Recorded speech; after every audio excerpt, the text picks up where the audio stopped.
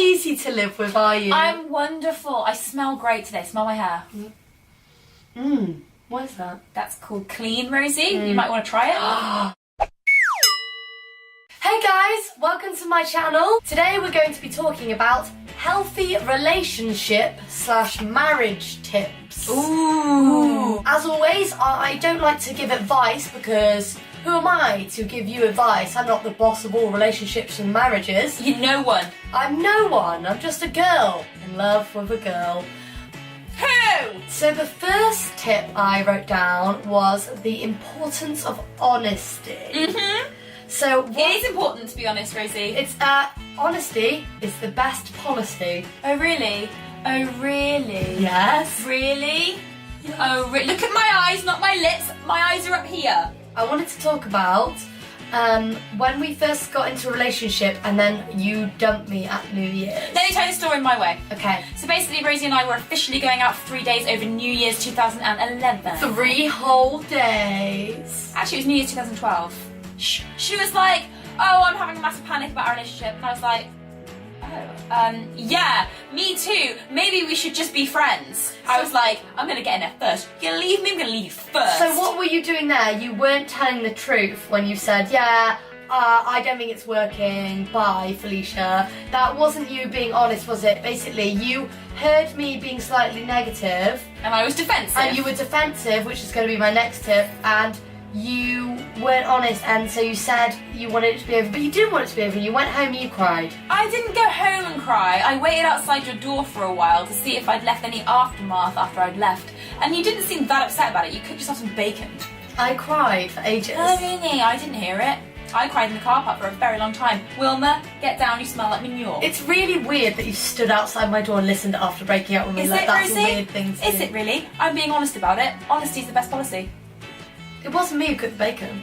Who cooked the bacon? I don't know. It's neither here nor there. The fact is, I was not honest, you're right, and then we broke up for no reason, when really it could have all been resolved if I'd have just listened to you. Is that what you want me to say? Yes. Well, then I said it. That could have all been resolved, so just be honest with your I feelings. thought you were playing a game. I'd heard funny things about you at the time, no offence. Your reputation was terrible. Thank you. I worked hard to keep up that terrible reputation. Oh, really? Slowest turn in the world. Not only should you be honest with one another, but you should also drop the defensive. Everyone has a bit of a guard, a barrier that they have without even realising, I think. And I remember when I dropped mine. Dropped your guard or dropped your guts? Well, I dropped my guts the other day at Radio 1, but enough about that. We had a few petty arguments before. This is years ago now, several years ago, before we were even engaged. When I bought those tweezers for you and didn't pay back. That one. That was one of them, yeah. And Rose said to me, you never apologise when we have an argument. You always say you're adamant that you're right. And I went away and I thought about it and I thought, you know what, she's right. I don't admit that I'm wrong. I do have a barrier. Yeah. I could be, Yeah. People worry about being seen as vulnerable, but me being more vulnerable and by putting my heart out there, it's helped our relationship. It actually has. So now she comes crawling every time she's wrong, and even when she's not wrong, I make her think she's wrong.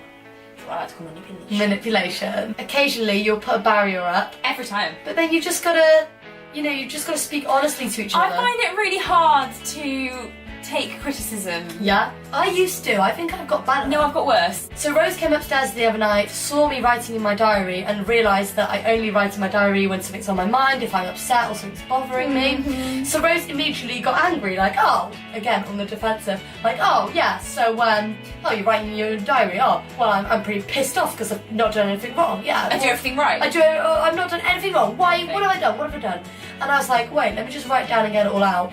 But when I gave you some time and then asked you to drop your barriers and you really listened instead of being like, what have I done? We actually resolved the problem straight away with no arguments. Yeah, so. I resolved it by saying, oh, you're clearly in the wrong. You didn't overreact like a woman. My next tip is going to be write down your feelings or get them out to someone before you have an argument with someone. So if you'd upset me and we were going to have an argument and I'm really angry about it, I'll do 2 things. I'll either write it down in my diary or talk to a friend about it. Not bitch, but just say, I'm really upset about this is how I feel, because either your friend will help you get things in order and say, maybe they didn't mean it like that, maybe this is what they're thinking. Your friend could help you give another perspective, especially if they're a mutual friend and love you both. My next tip is going to be about sex.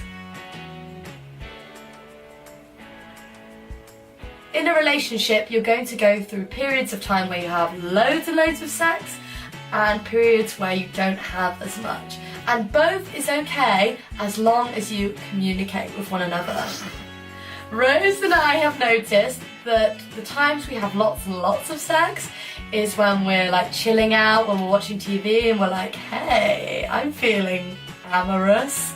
Not that I ever say that, but maybe I've said it once. It's okay not to have as much as long as you communicate and just know that there's not a problem. That conversation's always really awkward, isn't it? It can be awkward. Rosie, why don't you touch me anymore?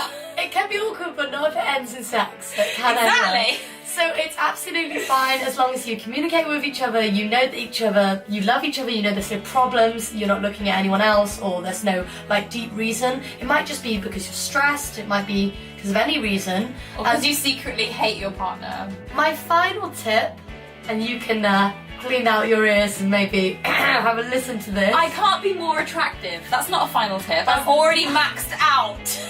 Always, always, always, no matter if you've had an argument, no matter if you're having sex or not, no matter what's going on in your relationship, is to always laugh with each other, tell each other you love each other, and give each other a few compliments every single day. I'll go. Rosie, I love you. Ha ha ha ha. Also, you're looking thinner. My compliment today would be, I already told you that you look sexy in your glasses.